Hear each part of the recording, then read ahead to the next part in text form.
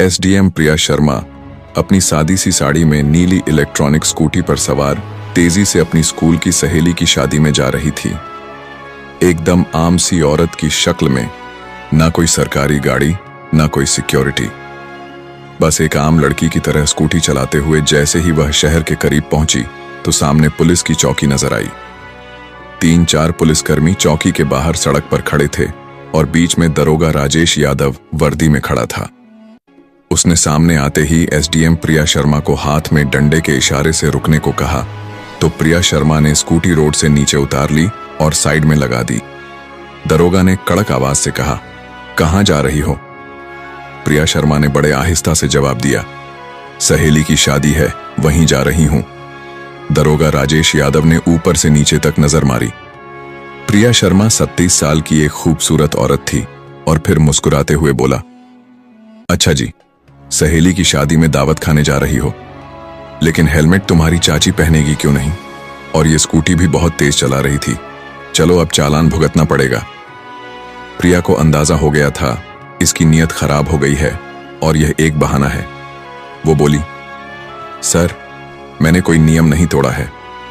ओ madam जी, हमें कानून सिखाने की कोशिश ना करो। उसने दूसरी तरफ खड़े एक सिपाही को देखा और फिर प्रिया की ओर देखते हुए फुसफुसाया, बिना खुराक के नहीं मानेगी, इसको तरीका सिखाना ही पड़ेगा। अचानक दरोगा ने जोरदार थप्पड़ प्रिया के गाल पर जड़ दिया। बहुत सवाल जवाब कर रही हो, जब पुलिस कुछ कहे तो चुपचाप मान लेना चाहिए। प्रिया का सिर एक पल के लिए चकरा गया, लेकिन उसने खुद को संभाल लिया। उसकी आंखों में गुस्सा साफ झलक रहा था। चौकी इंचार्ज दरोगा ठहाका मारकर हंसा और अपने साथियों से बोला, लगता है अभी भी अकड़ बाकी है। अरे तेरे जैसी पता नहीं कितनी को सही कर चुका हूं, लगता है अच्छे से सिखाना पड़ेगा। एक सिपाही आगे बढ़ा और बोला, सर, इसे थाने ले चलो, वहां आराम से इसकी सेवा सत्कार करेंगे। दरोगा सिर हिलाकर बोला, हां, इसे थाने ले चलते हैं, तब समझ में आएगा कि पुलिस से कैसे बात की जाती है। एक सिपाही ने प्रिया को बाजू से पकड़ा और झटका देकर खींचा और कहा, चल गाड़ी में बैठ। प्रिया ने झटक कर अपना हाथ छुड़ाया और गुस्से से बोली, हाथ लगाने की कोशिश मत करना, वरना अंजाम अच्छा नहीं होगा। दरोगा का पारा चढ़ गया। उसने अपने एक सिपाही से कहा, इसका घमंड तो देखो। एक सिपाही ने आगे बढ़कर प्रिया शर्मा के बाल खींचे और जबरदस्ती घसीटने की कोशिश की। प्रिया दर्द से कराह उठी, लेकिन अभी तक अपने बारे में कुछ नहीं बताया। वह देखना चाहती थी कि यह लोग कितने और कहां तक गिर सकते हैं। तभी एक पुलिस वाले ने गुस्से में उसकी स्कूटी में डंडा मारा और बड़बड़ाया, बड़ी शरीफ बनती है, अब तेरा खिलौना तोड़कर खेलेंगे।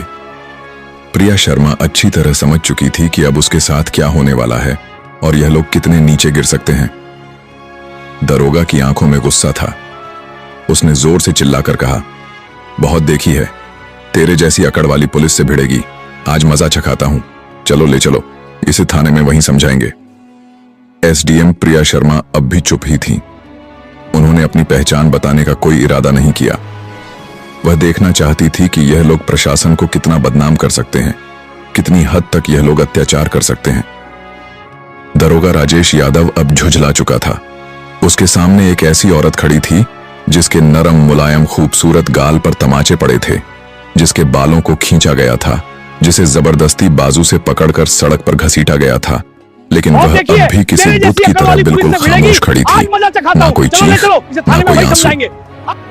दरोगा राजेश यादव ने गुस्से से आंखें तरेरी और अपने सिपाहियों की तरफ देखा और गुर्रा कर बोला, ले चलो इसे, थाने में वहीं बैठकर सोचेंगे कि इस सिर छड़ी औरत का क्या इलाज करना है। फिर क्या था, 2 सिपाही आगे बढ़े और प्रिया शर्मा के दोनों हाथों को कसकर पकड़ा और धक्के देते हुए उसे घसीटते हुए जीप की ओर ले जाने लगे। तभी पहली बार प्रिया शर्मा की आवाज गूंजी। उसने झटके से कहा, छोड़ो मुझे। लेकिन उस चीख में डर नहीं था, बल्कि एक ऐसा गुस्सा था जो अंदर तक खौल रहा था। दरोगा ठहाका मारकर हंसा और बोला, ओह, अब जुबान भी चलने लगी है, चलो थाने में और देखेंगे कि वहां कितनी लंबी जुबान चलती है। तेरी थाने में घुसते ही दरोगा अपनी पूरी ताकत से चिल्लाया, ओए कहां गए, चाय पानी लगाओ जल्दी, एक स्पेशल माल आया है। आज प्रिया शर्मा अब भी बिना बोले थाने की दीवारों को देख रही थी। वह देख रही थी कि कैसे यह लोग उन बेगुनाहों के साथ पेश आते हैं जो कभी आवाज नहीं उठा पाते।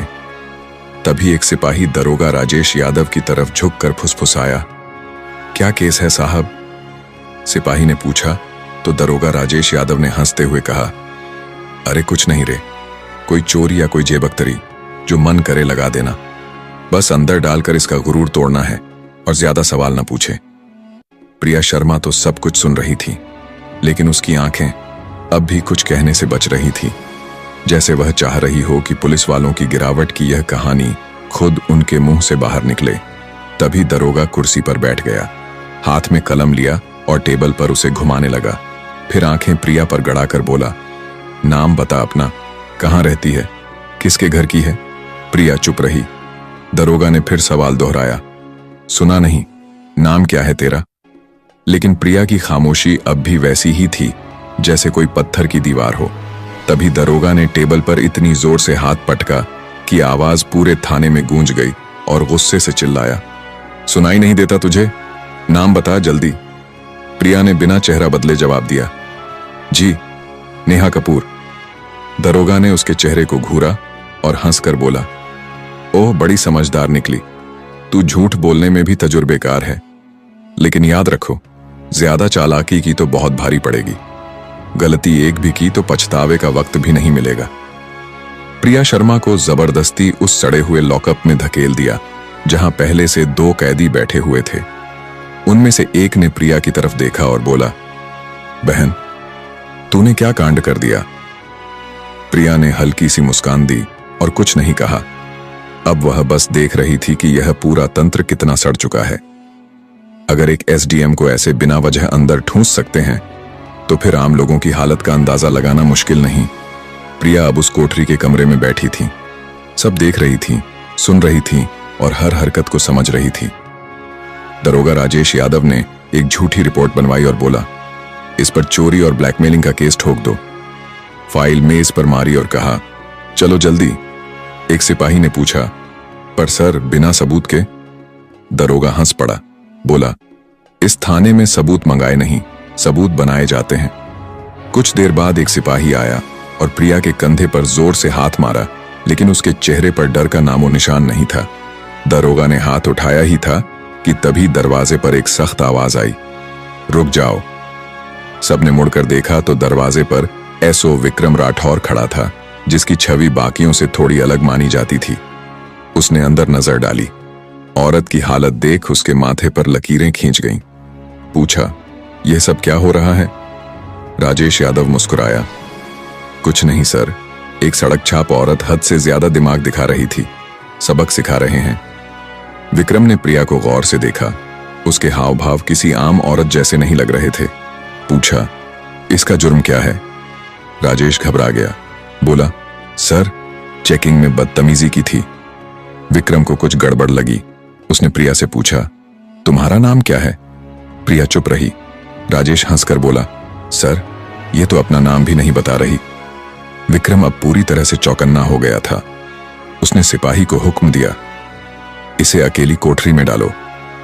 राजेश हैरान रह गया। लेकिन सर, विक्रम ने सख्ती से कहा, मैं खुद रहूंगा इसके पास। उसके आदेश पर प्रिया को एक दूसरी कोठरी में बंद किया गया, जो पहले से भी ज्यादा बदबूदार और अंधेरी थी। प्रिया ने चारों तरफ नजर दौड़ाई। एक कोने में टूटा हुआ टेबल पड़ा था और पास में एक जंग लगा लोहे का रॉड पड़ा था। अब वह इस गंदे सिस्टम का असली चेहरा और करीब से देख रही थी। हर पल उसकी आंखें यह समझ रही थीं कि कानून बस फाइलों तक सीमित रह गया है। तभी एक सिपाही दौड़ता हुआ आया और बोला, सर बाहर एक बड़ी गाड़ी खड़ी है। राजेश यादव डर कर चौंक गया। पूछा, गाड़ी कौन सी है? सिपाही घबराते हुए बोला, सर गाड़ी सरकारी है।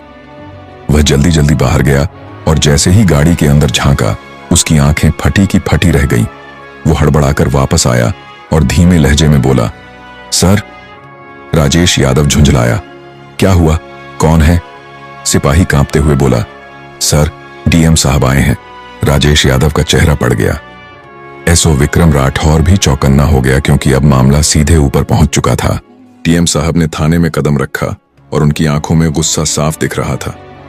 उन्होंने राजेश यादव की तरफ देखा और कड़क आवाज में पूछा, दरोगा राजेश यादव, यहां क्या तमाशा चल रहा है?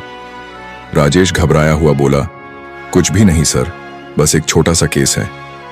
डीएम साहब ने टेबल से फाइल उठाई और ध्यान से पढ़ी। उनके माथे पर बल पड़ गए। फिर उन्होंने कोठरी में झांका और बोले, यह कौन है सर? इस औरत पर 420 और ठगी का केस है। डीएम साहब ने पूछा, सबूत है तुम्हारे पास? उन्होंने फिर पूछा, क्या कुछ सबूत है तुम्हारे पास? राजेश अब पूरी तरह फंस चुका था। डीएम साहब ने औरत से सीधा सवाल किया, क्या नाम है तुम्हारा? और पहली बार प्रिया शर्मा ने हल्की सी मुस्कान दी और बोली, एसडीएम प्रिया शर्मा। पूरे थाने में सन्नाटा छा गया। सबके चेहरे उतर गए। राजेश यादव के तो हाथ पैर कांपने लगे। बाकी सारे सिपाही चौंक कर खड़े हो गए। राजेश के पैरों के नीचे से जमीन खिसक गई। वो अफसर जिसे वह ठग समझ रहा था, वही अफसर निकली जो पूरे जिले का कानून चला रही थी। असल में वह कोई मामूली औरत नहीं थी, बल्कि वही औरत खुद एसडीएम प्रिया शर्मा निकली, जिसको सड़क पर घसीटा गया, बाल पकड़कर खींचा गया, थप्पड़ मारे गए। जैसे ही यह बात सबके सामने आई, पूरे थाने में खलबली मच गई। सब सिपाही तो सन्न रह गए। डीएम साहब ने अपनी तीखी नजर दरोगा राजेश यादव पर डाली और गुस्से में बोले, राजेश यादव, तेरी इतनी हिम्मत कैसे हो गई कि तू एक सीनियर अफसर पर झूठा इल्जाम थोपने लगा? राजेश कुछ बोलने की कोशिश कर ही रहा था कि वहीं खड़े एसओ विक्रम राठौर जोर से बोले, सर, मैंने तो पहले ही कहा था कुछ गड़बड़ है। अब तो राजेश बिल्कुल अकेला पड़ गया था। तभी प्रिया शर्मा ने अपनी शांत लेकिन सख्त आवाज में पहली बार सीधा फैसला सुना दिया और बोली, राजेश यादव, तू अब नौकरी से गया। तेरी सस्पेंशन पक्की है और तेरे खिलाफ अब मुकदमा भी चलेगा। यह सुनते ही राजेश की तो जैसे सांसें अटक गईं। बाकी पुलिस वालों ने उसे मुंह फेर लिया। विक्रम राठौर ने उसी वक्त आवाज लगाई, हवलदार साहब, इसको पकड़ो और लॉकअप में डाल दो। लेकिन तभी राजेश यादव ने जेब से एक मोड़ा हुआ कागज निकाला और हंसते हुए बोला, रुको मैडम, ये देख लो पहले, फिर जो करना हो कर लेना। और वो कागज उसने दिखाया। डीएम और प्रिया शर्मा दोनों ने फौरन उसकी तरफ देखा। राजेश बोला, ये रहा मेरा ट्रांसफर का ऑर्डर। 3 दिन पहले ही मेरा तबादला हो चुका है। अब आप चाहे जितनी भी नाराज हो जाओ, मुझे नौकरी से नहीं निकाल सकती। पूरा थाना फिर से सन्न पड़ गया। प्रिया ने वह कागज हाथ में लेकर पढ़ा। डीएम ने आंख तरेरी और एसओ विक्रम राठौर से कहा, जाओ और पता करो कि यह कागज असली है या बस दिखावे का। विक्रम ने कंप्यूटर में रिकॉर्ड देखा और सिर उठाकर बोला, सर, यह तो असली है, लेकिन इसने अभी तक नया दरोगा को चार्ज नहीं सौंपा। यानी अभी तक यही यहाँ का असली दरोगा बना बैठा है और सारी बदमाशी इसी के दौरान की गई है। अब तो कोई भी इसे नहीं बचा सकता। प्रिया शर्मा ने उसकी आंखों में आंखें डालकर बोली, अब तेरा नया ठिकाना वहीं होगा जहां तू औरों को डालता था। सिपाहियों, इसे पकड़ो और ले जाओ। अंदर डीएम ने भी सिर हिलाकर इशारा कर दिया। जैसे ही 2 सिपाही उसे पकड़ने बढ़े, राजेश ने फिर चाल चली और बोला, रुकिए मैडम, मैं अकेला नहीं हूं। क्या आपको लगता है कि पूरी गलती मेरी ही है? फिर उसने थाने के और पुलिस वालों की तरफ इशारा करके कहा, यह सब मेरे साथ हैं, ऊपर तक सारे जुड़े हुए हैं। कुछ पुलिस वालों के चेहरे का रंग उड़ गया। एसओ विक्रम राठौर ने माहौल भांपते ही एक एक को घूरना शुरू कर दिया।